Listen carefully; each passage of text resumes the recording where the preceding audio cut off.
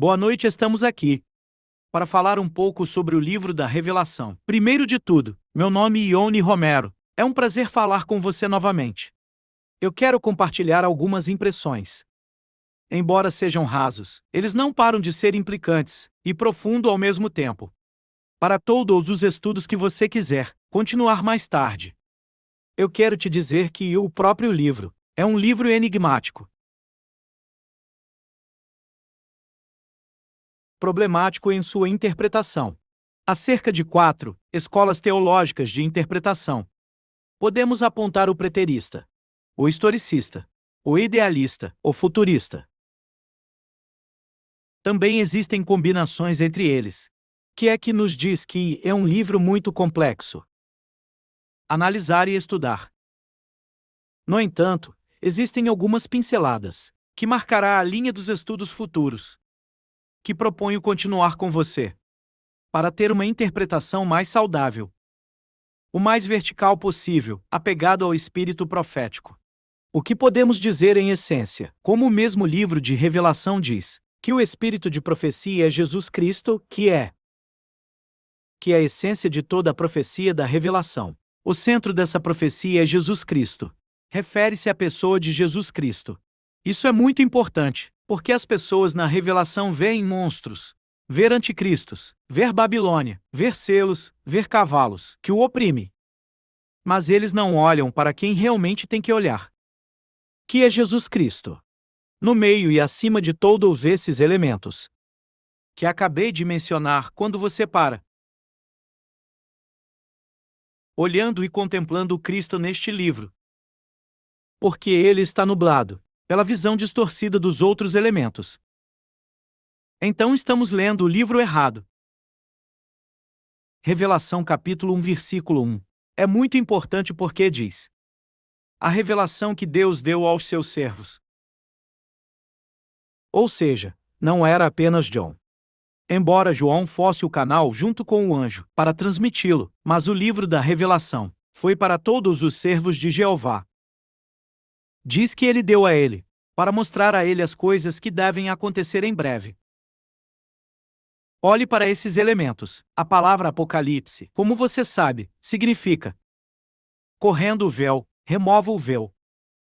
Agora é importante ressaltar que o véu é removido. No reino da compreensão, Deus tenta remover o véu de nossa mente. Da nossa mente. A partir daí podemos agarrar que o livro da revelação não foi projetado para emaranhar nossas vidas, mas para que possamos entender o plano de Deus para estes últimos dias. A propósito, começou não recentemente, mas 2000 anos atrás, com a primeira vinda de Cristo. A revelação de Jesus Cristo. Aqui eu quero me parar porque, embora o livro da Revelação seja muito influenciado por sua interpretação pelo aspecto cronológico, quando o livro da Revelação foi escrito, em termos gerais, existem duas teses. Aquele que sustenta alguns anos antes tenha cuidado, se não entre os 2 últimos anos do ano 70 depois de Cristo. E há também a outra tese, que foi escrito entre o ano 96 ao ano 100 depois de Cristo. Isso, é claro, influencia diretamente na interpretação. Porque quem diz que foi no ano 70, que é um pouco antes, aqui temos a escola preterista, e aqueles que dizem que foi depois. Obviamente estamos entrando na escola histórica e na escola futurista. Embora a escola histórica use certos elementos, também da escola anterior.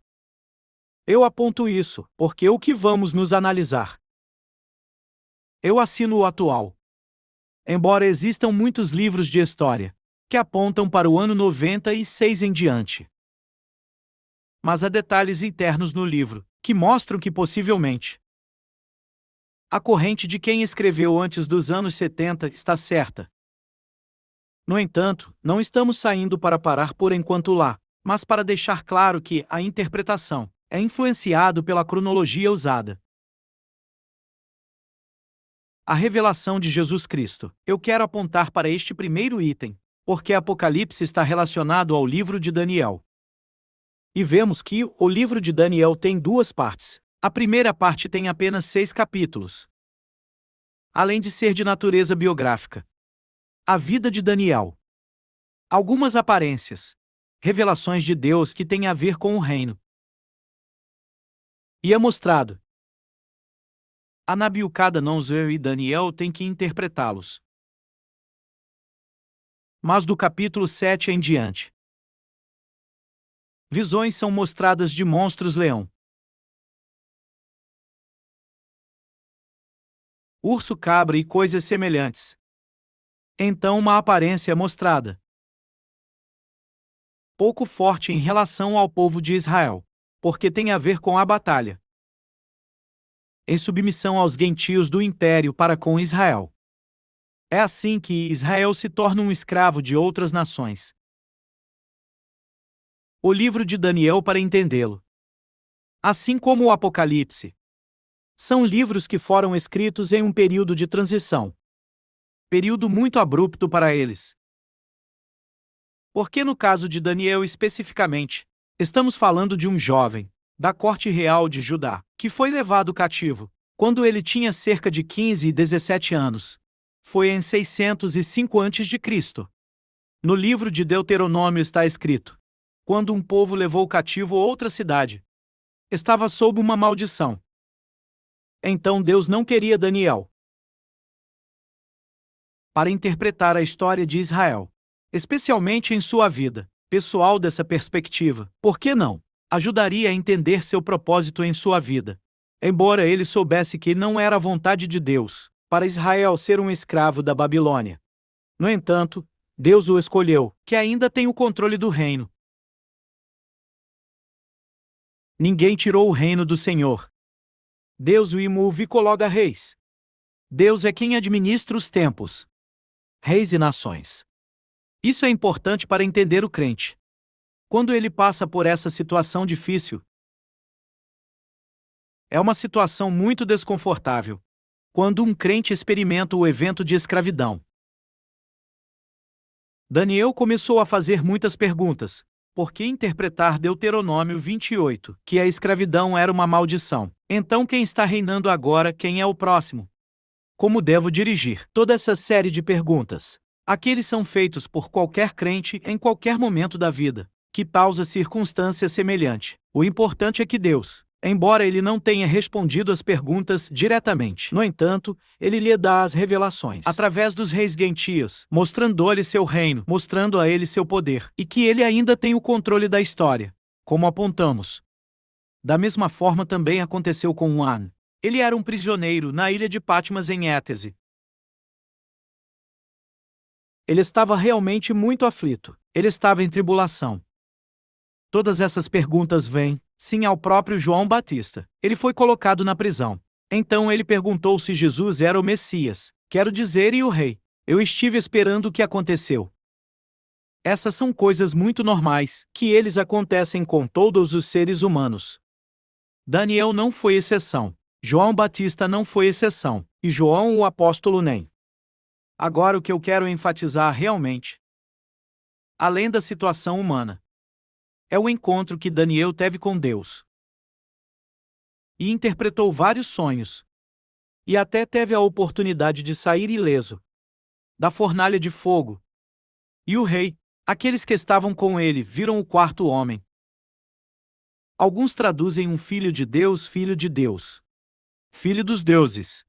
Bem a todos, de acordo com sua visão de mundo, traduz a passagem. A verdade é que no final ele viu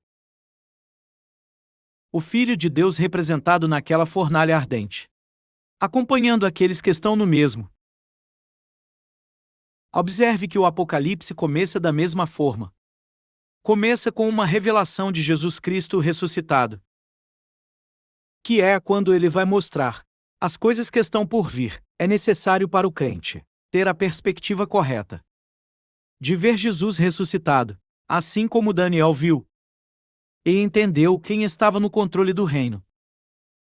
E viu o anjo do Senhor ao seu redor. João também viu o Cristo ressuscitado. Então, quando a Bíblia diz que o Apocalipse está puxando o véu, o primeiro véu que tem que fugir da mente humana, quem está se relacionando com Deus é a falta de compreensão de quem realmente governa.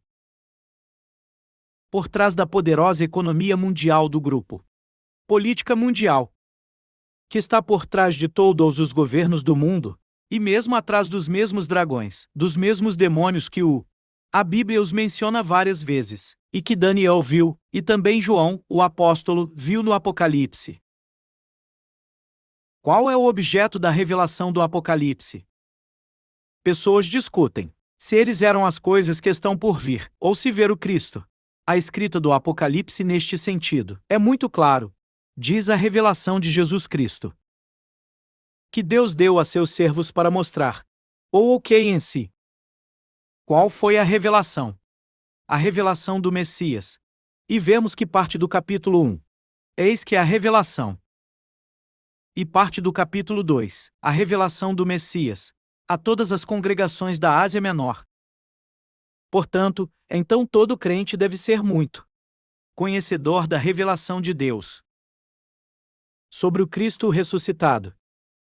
Então nosso véu deve ser removido, porque o reino de Deus é no controle do Messias. Apesar das coisas fortes que são mostradas tanto Daniel e revelação na segunda parte dele, que parece que os dragões governam. No entanto, a Bíblia diz muito claramente na primeira parte que Deus é Rei dos Reis, o soberano dos reis da terra. E não só o Pai, mas também seu Filho, o Messias. Quem é quem era e quem está por vir. Deus te abençoe.